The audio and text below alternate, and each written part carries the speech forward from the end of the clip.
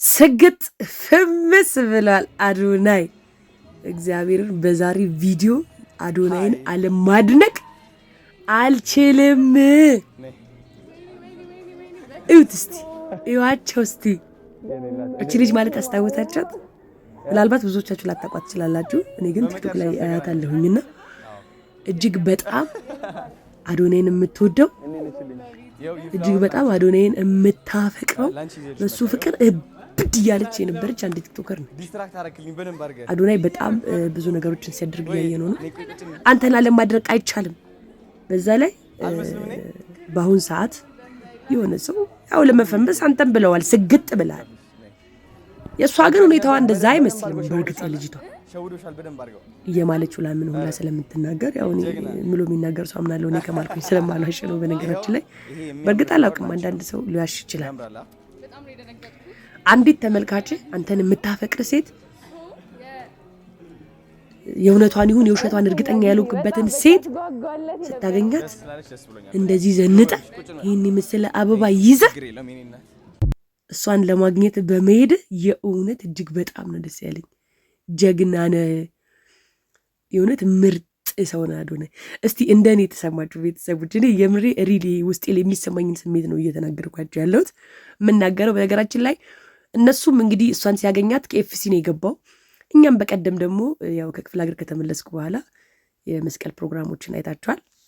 ከተመለስኩ በኋላ ጓደኞቼ ይሄን ክትፎ ጠጥተሽ በቃ አንቺ ልጅ መልክሽ ሁሉ ተቀይሯልና ንግግርሽ ሁሉ ክትፎ ብቻ ሆኗል፣ እስቲ ቀየር እናድርግልሽ ብለው ከኤፍሲ ይዘውኝ ሄደው ነበርና እዛ ሲጋብዙኝ የቀረጽኩት ቪዲዮ ነው ማለት ነው።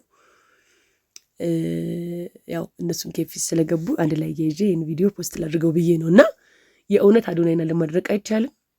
በጣም ደስ ብሎኛል። ለሴት ልጅ ያለ ክብር እጅግ በጣም ደስ ይላል።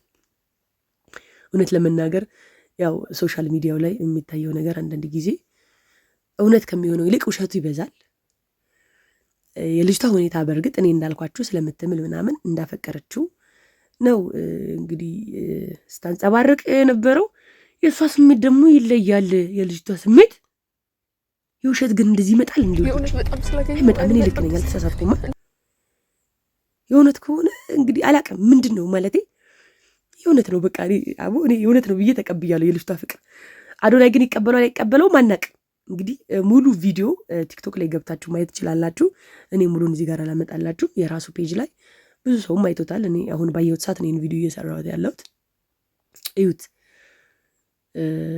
ግን እኔ አሁን እያሳስበኝ ያለው ያው ሰሞኑ ከጃኒ ጋር ነው። በጣም ብዙ ነገር እያየን ያለው ነው አዶናይ። አረ ወይኔ ግን አገባን እኮ ምንድን ነው? እሺ ከጃኒ ጋር ያለው ምንድን ነው? አዶናይ አንተ ነገር እስቲ ይህን ቪዲዮ ድንገት ካየው እስቲ ኮሜንት ላይ አሳውቅ። ማለቴ ከጃኒ ጋር ምንም ነገር የለም። ያው እኔ አንዳንድ ሰዎች ሹክ ሲሉኝ ነበረ ማለት ፎንቃ ቢጤ ጀምረዋል ምናምን ነገር አሉ ማለቴ አሉ ነው።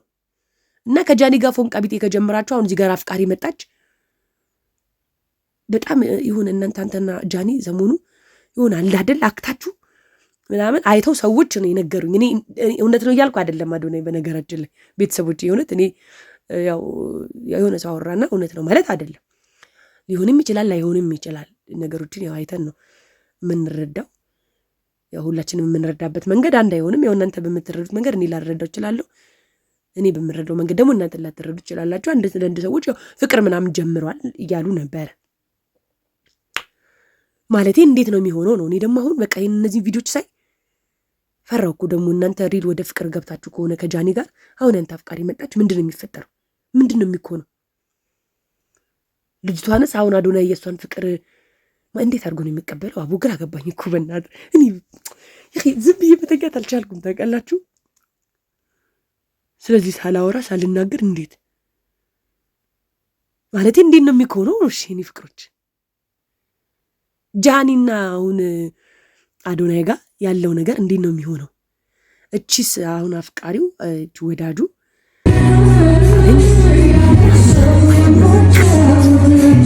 በቃ ፍቅሯን ስገልጽለት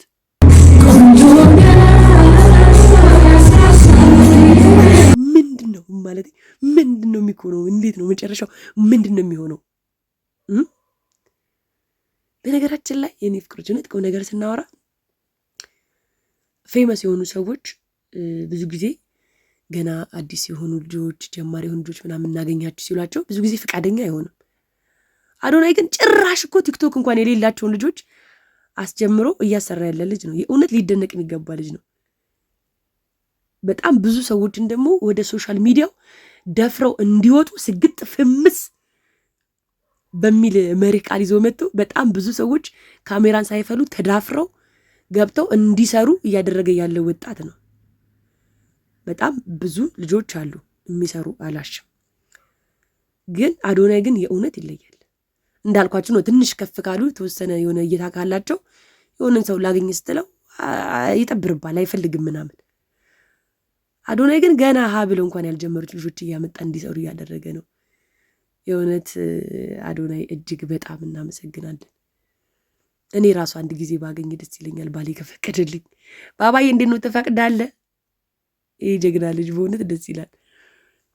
በቃ ስለምታደርገው ነገር እናመሰግናለን። በጣም ጥሩ ሰሆነ ምናምን ብዬው ብለየው ደስ ይለኛል ከተፈቀደልኝ። ያው ባለትዳር ስንሆን ራሳችን ብቻ እንወስንም አይደል የኔ ፍቅሮች፣ ተነጋግረን አውርተን እሺ ምናምን ስንባል ነው እንጂ እኔ ብቻ ስለፈለግ ያው ሄጅ የማደርገው ነገር አይኖርም።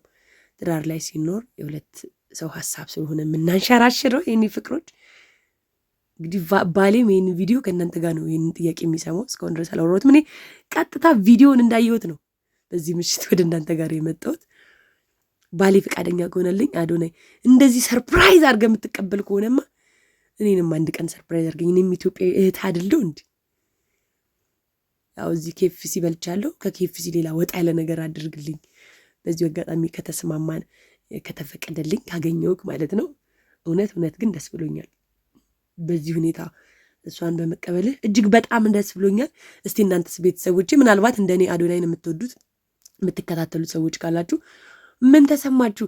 እኔ እውነት ምንም አይነት የደበኳችሁ ነገር የለም። ከውስጥ የተሰማኝን ስሜትን እያተነገርኳችሁ ያለሁት። አንቺ አሽቀባጭ፣ አንቺ አሽቋላጭ፣ አንቺ ምን አገባሽ፣ አንቺ ምናምን አንዳንድ እንደዚህ ኮሜንቶች ሊኖሩ ይችላል። ግን ይሄ ቻናል የኔ ቻናል ነው። ስሜቴን የምፈልገውን ነገር የምገልጽበት ቻናል ነው። የኔ ውዶች እንድትቀየሙ እንድትከፉብኝም አልፈልግም። ግን በቃ ይህን ቪዲዮ ለአዶናይ አንዳንድ ሰው ጥሩ ነገር ሲሰራ ልናመሰግነው ይገባል። መጥፎ ነገር ሲሰራ እንደምንነቅፈው ማለት ነው። እጅግ በጣም ጥሩ ደስ የሚል ነገር ነው እየሰራ ያለው።